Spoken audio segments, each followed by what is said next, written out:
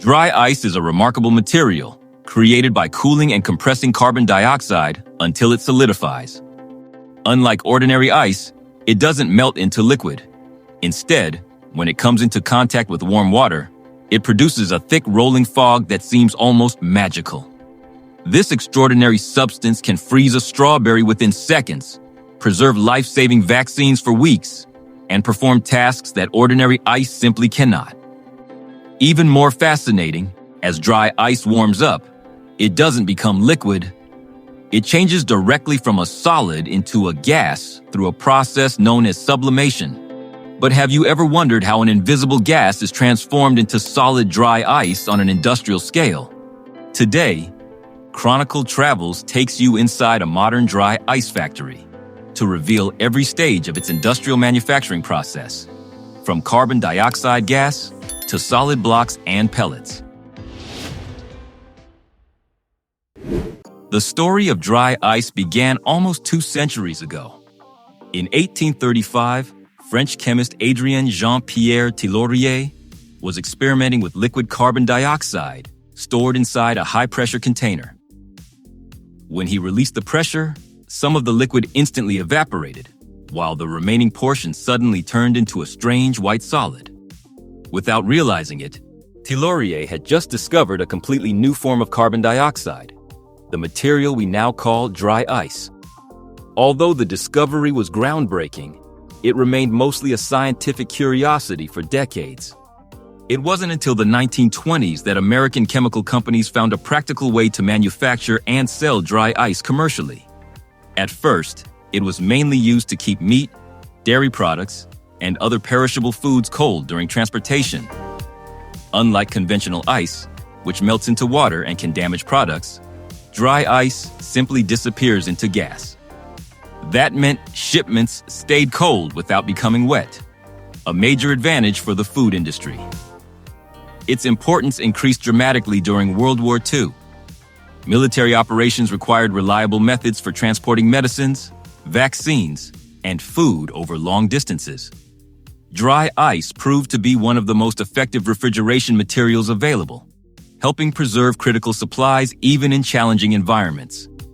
One of the most remarkable characteristics of dry ice is its extremely low temperature of -109 degrees Fahrenheit, or -78.5 degrees Celsius. At this temperature, it can keep sensitive materials frozen for extended periods without requiring electricity. This makes it invaluable for transporting biological samples, vaccines, and even donor organs such as human hearts, which must remain at very low temperatures until they reach hospitals for life-saving transplant procedures. Its uses don't stop there.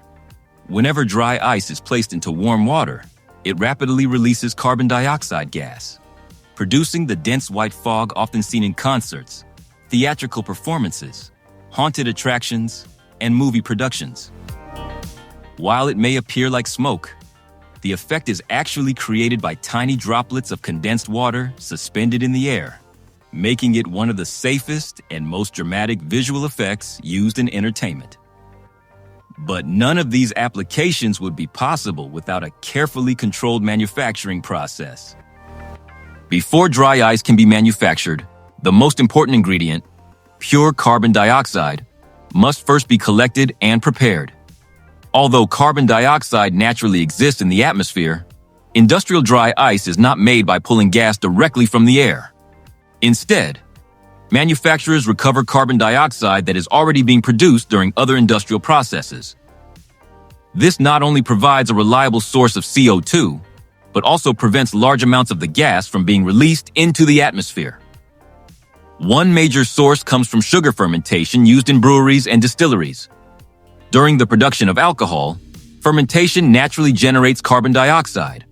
Rather than allowing that gas to escape, it is captured, purified, and stored for later use. Another important source is the production of ammonia, a chemical widely used in fertilizer manufacturing. This process also creates significant amounts of carbon dioxide, which can be recovered before it enters the atmosphere. However, the gas from these facilities contains various contaminants, making purification an essential step before it can be used for dry ice production. Once collected, the carbon dioxide goes through several cleaning stages. The first step removes dust, rust particles, and other solid contaminants using mechanical filtration systems. Next, the gas flows through specialized scrubbers, where unwanted chemical compounds and remaining impurities are removed. The cleaned gas is then compressed to approximately 215 pounds per square inch, or about 15 bars of pressure. At the same time, the compressed carbon dioxide is cooled to temperatures between -4 degrees Fahrenheit and -22 degrees Fahrenheit. Under these specific pressure and temperature conditions, carbon dioxide changes into a liquid.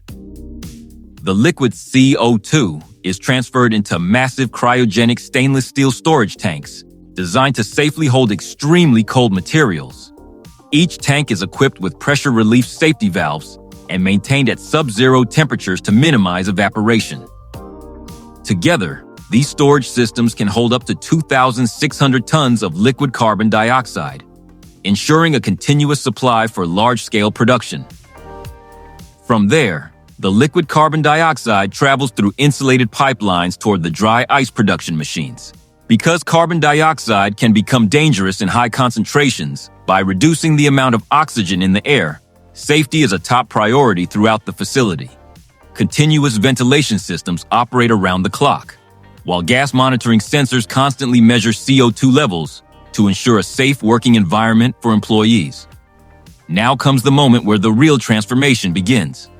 Inside the production equipment, the pressure of the liquid carbon dioxide is suddenly reduced to approximately 5 bars. This rapid decompression causes an immediate and dramatic drop in temperature. As the liquid CO₂ expands, it absorbs heat from its surroundings. Part of the liquid instantly freezes, turning into countless microscopic particles of solid carbon dioxide, commonly known as CO₂ snow.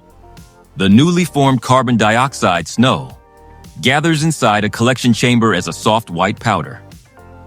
Although it closely resembles freshly fallen snow, its composition is completely different. It is made entirely of frozen carbon dioxide and serves as the raw material for every block and pellet of dry ice produced in the factory. However, at this stage, the material is still loose and fragile. With the carbon dioxide snow now collected, the final stage of production can begin.